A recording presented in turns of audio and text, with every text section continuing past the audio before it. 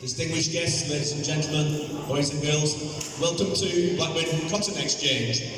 And a very big thank you to those who've taken the effort today to attend on the usual sort of autumnal damp Lancashire lunchtime. Following closely on the very great success of the Adidas trainer exhibition we had throughout October in this very building, it's great to see so many people today who've turned out for this fantastic event. Great march through the town centre, raising awareness of what's happening in this building today.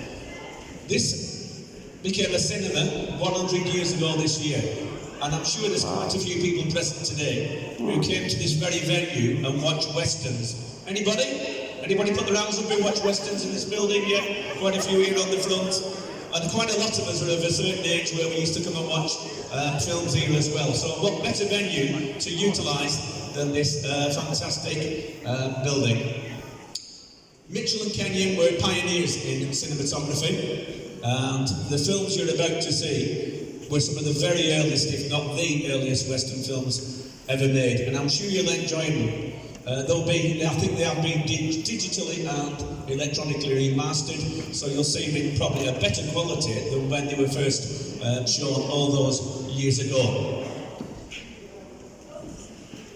Without much further ado, I hope you enjoy what you're about to see. It's another great success for this borough. This has been an absolutely fantastic year for myself, the Mayoress and the Consort, attending lots of high-profile events to put Blackburn with Darwen well and truly on the map, not just locally, nationally, but internationally as well. And long may that continue. I'm now going to hand over to this gentleman on my right, who will take you through quite a bit of information about what you're about to see. Thank you very much.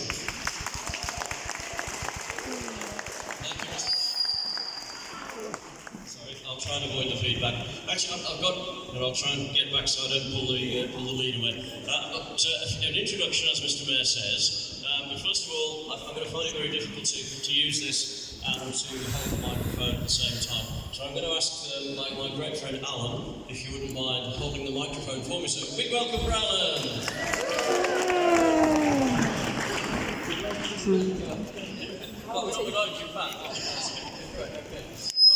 Good afternoon, ladies and gentlemen, and welcome, fellow citizens. Now, it is 1861, okay? It's 1861, and allow me to introduce myself. I am Jonathan Gates, and I'm Honest John, to those who know me, and I reside... I am Jonathan Gates, and I reside at number 33 Northgate, just around the corner where we've come from. And I operate my profession on 33 Northgate as a pawnbroker. And the business, let me tell you, has been rather brisk these last few months. Why, even in my neighbourhood, old Tommy Margellison, the clogger, was in my establishment yesterday. But don't forget, I'm always glad, and I'll come amongst you, I'm always glad to give you a fair price, ladies and gentlemen. I have a table over there, so I'll see you later. Okay. Probably didn't get that, actually. I said I'm always, pleased to give you a fair price, but anyway. Okay, but that's by the by. Right, I'm going to tell you a story. A story that happened here in Blackburn some 177 years ago. Remember, it was 1862. Seems like yesterday to me. Now, I want to cast your minds back to 1862. Civil war in America is raging between the North and the South, and Blackburn is suffering as a result. No cotton is being imported. Mill workers and their families are in dire need. There is no money to buy food or new shoes, so old Tommy Clogger told me yesterday. Mr. Mortimer Grimshaw, that infamous supporter of unions and the working man, is travelling back to his native Lancashire, accompanied by his friend, the Reverend Joseph Barker. Barker, who changes his religion and his politics as often as I change my pocket watch. These two gentlemen are heading to Blackburn to address the mill workers. Are you okay there, Ronald? You're doing a fine job. Thank you very much, Steve. Well held, absolutely. Grimshaw hopes that his past as a Labour activist will give him influence over the crowds, get them to unequivocally give their backing to the cause of the American Southern Confederacy. Turn them round to their way of thinking about the cotton situation. In truth, he knows it's a bold move. He still carries the scars from the pasting he received at a similar meeting in Clitheroe last year, when striking mill workers assaulted him and his companions, going so far as to stone him out of the town. Absolutely, yay! And if you're wondering, no, the workers didn't go back to work despite his best efforts to break the strike. Grimshaw still feels the bruises a year on. Lancashire doesn't do as it's told, he mutters as they approach. The good Reverend gentleman, Joseph Barker, sighs. What a dump, he says. Barker is a former Chartist revolutionary. He has returned from 9 months in America and now proclaims the British government to be the best in the world. I'm obviously not thinking of now, sorry. Let's there, I do apologise.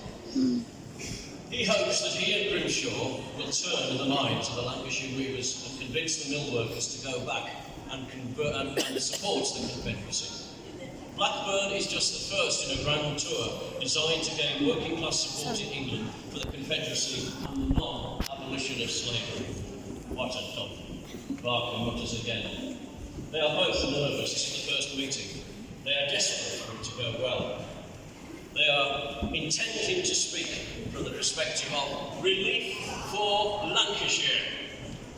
Things are bad in Blackburn, very bad. The cotton famine means that without raw supplies from the plantations of the American South, there is no work in the weaving sheds of Lancashire and the north of England. People are starving here. There is no money to buy food or clogs. Yet now, in 1862, both the American Confederacy and the ruling classes of England fully expect the mill workers will support the South. There are 27,000 out of work. A further 160,000 are on short time. William Barker turns to Grimshaw. What a dump. John Wayne on the telly. Sunday afternoon at my nan's house. He wears the blue uniform of the Northern Union. A tunic of deepest blue, edged in gold, and you can see he's over there. Cross sabres on his cowboy hat, with heavy leather gloves and a chestnut saddle on a white horse. The landscape is endless. He is huge and impressive, confident. Everything looks at once like the past and the future. It is 1862 here as well, and everything is new, shiny and bright. It is America, or will be, once they get rid of those troublesome Indians. Here in Blackburn, 5,000 citizens have gathered to hear Grimshaw speak. John Hopland, the local MP, is nowhere to be seen. Grimshaw takes the stage. There is silence. Then he begins to speak.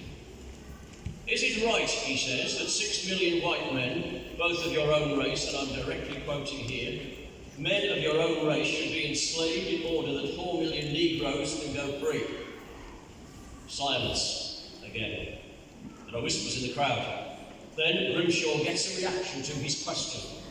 It is not the reaction he was expecting. The whispers become louder. Then all the 5,000 assembled men and women of Blackburn begin to hiss and boo. The hissing continues for several minutes. I enthusiastically encourage them. My friend, William Crosby, leader of the Blackburn Weavers Association, speaks up. He urges the crowd to uphold the policy of President Lincoln. A vote is taken to that effect. Only 12 hands are raised against the motion. Cheers break out. Mr. Mortimer Grimshaw has lost control of the meeting. He sees some of his Clitheroe opponents in the audience and remembers his picking. Time to make a quick exit, he concludes. As Grimshaw and Barker retreat by the back door, the Weavers hold a second vote and condemn Grimshaw and Hopwood MP, who at least had the sense not to come. I smile, watching as the crowd slowly return home. William Crosby turns to me. That fare will be back, he said. I know, lad. I know, he says. Abraham Lincoln, President, stands over a map in a war room somewhere in the north of America. He knows the Civil War is turning against the South. Lincoln realises it is in no small part due to the weavers of Lancashire. He has received a letter telling him that meetings had started in Blackburn and caused riots in Stalybridge and even in the city of Manchester itself. The Lancashire weavers have finally erupted against the American South. They have pledged unswerving support for the abolition of slavery. The President has a sense that the world is changing, and he is at the helm. Send these people food! Food, he commands. They are willing to starve so that we might prevail. I see a young lad, no more than 12 or 13, standing at the back of the meeting. I recognise him. It is James Kenyon. He is a quiet, much reserved boy, given to book learning, or so his father, the cabinet maker of King Street, tells me. James seems to be taking it all in, listening very carefully. In the days and weeks following the meeting, all of Blackburn is talking about the reception they gave to Grimshaw and Barker. The streets buzz with tales of the cowboys, and the slaves, and the horses, and the pistols, and the mountains, and the Indians. Ah yes, the Indians. Young James Kenyon tries to imagine these men everyone is talking about. That night in his head. In his bed, his head spins as he drifts off to sleep. He dreams of the Wild West, of the cowboys and the Indians and the future. He can almost see it. My tale is at an end. I hope you have enjoyed it. I haven't quite finished, but if you have, please give feedback. There is a table over on the right-hand side at the end of the films. Please make your comments. They are so important to us, ladies and gentlemen, to allow us to attract the funding that events of this nature require for them to continue. So thank you. Please do find the time to fill the things in.